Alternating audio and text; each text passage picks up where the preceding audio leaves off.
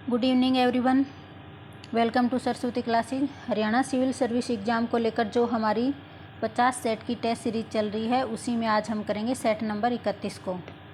तो चलिए स्टार्ट करते हैं। फर्स्ट क्वेश्चन है, भारतीय अर्थव्यवस्था किस प्रकार की अर्थव्यवस्था है? पूंजीवादी अर्थव्यवस्था, साम्यवादी अर्थव्यवस्था, स्वतंत्र अर्थव्यवस्था या मिश्रित अर्थव्यवस्था?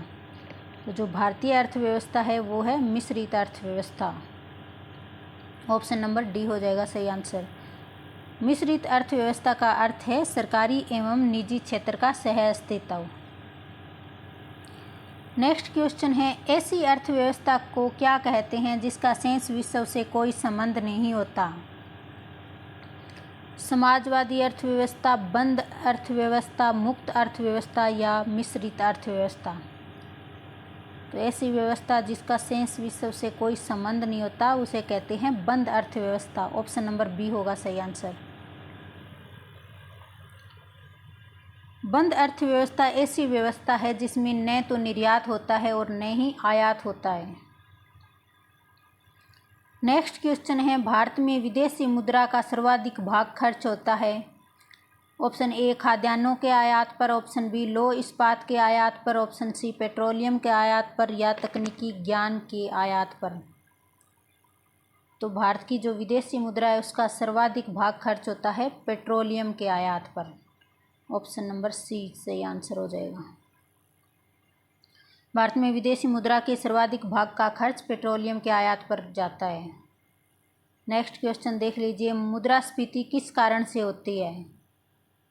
उत्पादन में ह्रास से, ऑप्शन बी है मुद्रा पूर्ति में वृद्धि तथा उत्पादन में ह्रास से, ऑप्शन सी मुद्रा पूर्ति में वृद्धि से या उत्पादन में वृद्धि से? तो मुद्रास्फीति तब होती है जब मुद्रा में अत्यधिक वृद्धि हो जाती है और चीज़ें महंगी हो जाती है।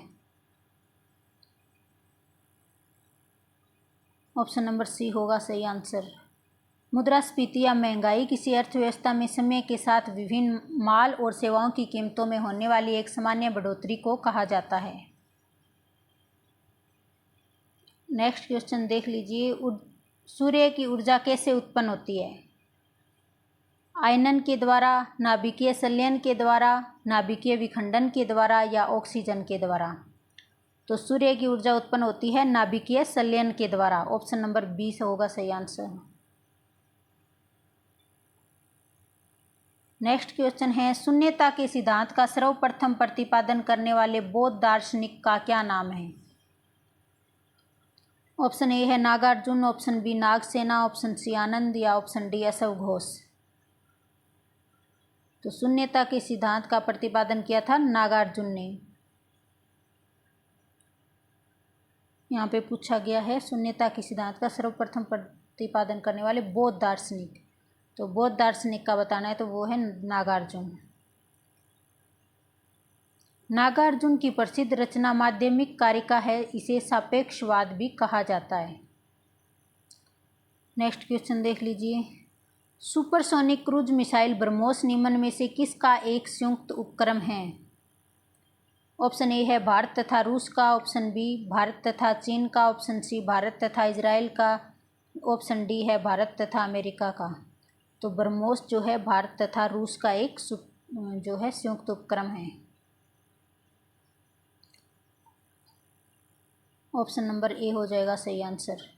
ब्रह्मोस भारत तथा रूस का संयुक्त उपक्रम है। इसका नामकरण भारत की ब्रह्मपुत्र नदी तथा रूस की मोस्कोवा नदी के नाम पर रखा गया है।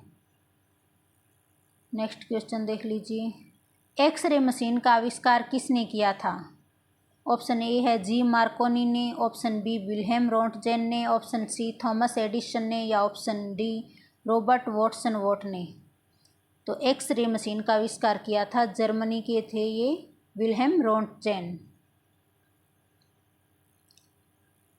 ऑप्शन बी है सही आंसर। एक्सरे मशीन का आविष्कार जर्मनी के भौतिक शास्त्री विल्हेम कॉनराड रोंटगेन ने 1895 ईस्वी में 50 वर्ष की उम्र में किया था। नेक्स्ट क्वेश्चन है, बच्चों में प्रोटीन की न्यूनता के कारण कौन सा रोग पैदा होता है?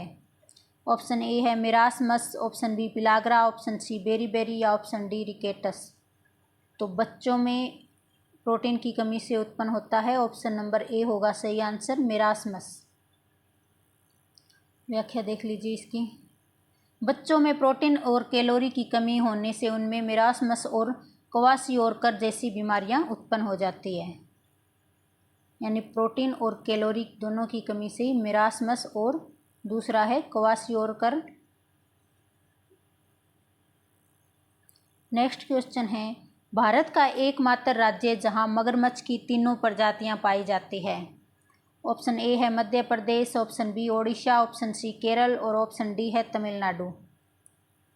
तो भारत का ओडिशा जो राज्य है वो एक सा राज्य है जहाँ पर मगरमच्छ की तीनों प्रजातियाँ पाई जाती है। कौन कौन सी होती है तीन प्रजातियाँ?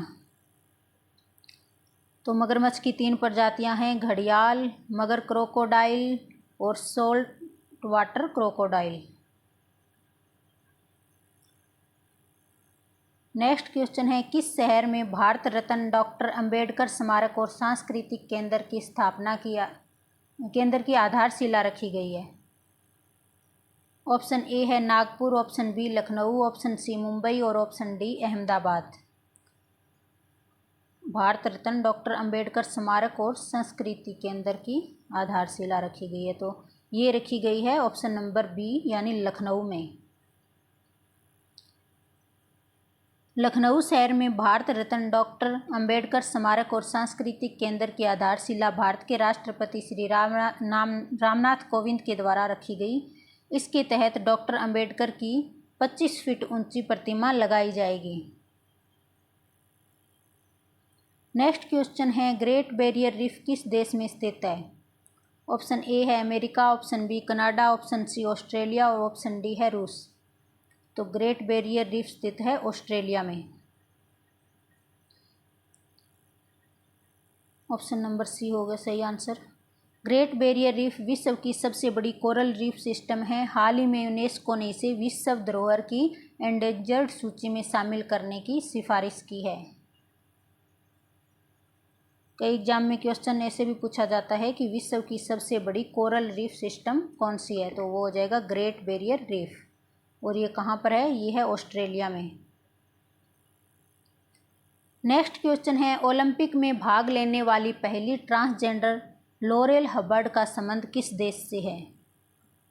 ऑप्शन ए है ऑस्ट्रेलिया, ऑप्शन बी दक्षिण अफ्रीका, ऑप्शन सी पेरू या ऑप्शन डी न्यूजीलैंड।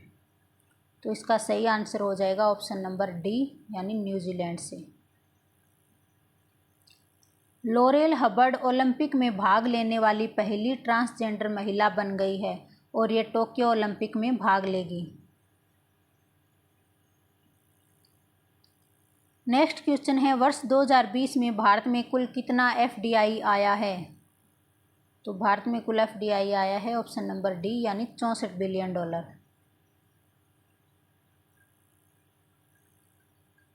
अंकटाड द्वारा जारी रिपोर्ट के अनुसार वर्ष 2020 में भारत में कुल $64 बिलियन एफडीआई आया है और भारत एफडीआई प्राप्त करने में पूरे विश्व में 5वें स्थान पर रहा है। नेक्स्ट क्वेश्चन है, भारत का पहला चंदन संग्रहालय कहाँ स्थापित किया गया है? ऑप्शन ए है हैदराबाद में, ऑप्शन बी बेंगलुरु में, ऑप्शन सी मैसूर में या ऑप्शन डी कोच्चि में। तो इसका सही आंसर हो जाएगा ऑप्शन सी यानी मैसूर के अंदर जो है पहला चंदन संग्रहालय स्थापित किया गया है। चंदन की खेती के महत्व के बारे में किसानों को शिक्षित करने के लिए कर्नाटक राज्य के वन विभाग द्वारा मैसूर में एक चंदन संग्रहालय स्थापित किया गया है। यह सरकार द्वारा चंदन उत्पादकों के लिए चंदन प्रदान की जाने वाली तकनीकी सहायता, पौधों की उपलब्धता, विपणन सुविधाओं का नियंत्रण के उपायों, प्रोत्साहन और योजनाओं की जानकारी भी प्रदान करेगा। तो चंदन संग्रहालय स्थापित किया गया है कर्नाटक के मैसूर में। नेक्स्ट क्वेश्चन है, your best day is today पुस्तक किसने लिखी है? ऑप्शन ए है Shiv Kheda, option B Anupam Kher, option C Sachin Tendulkar या ऑप्शन डी सौरव गांगुली। तो इसका सही आंसर हो जाएगा ऑप्शन नंबर बी यानी अनुपम खेर ने लिखी है your best day is today. वरिष्ठ अभिनेता अनुपम खेर ने your best day is today पुस्तक लिखी है।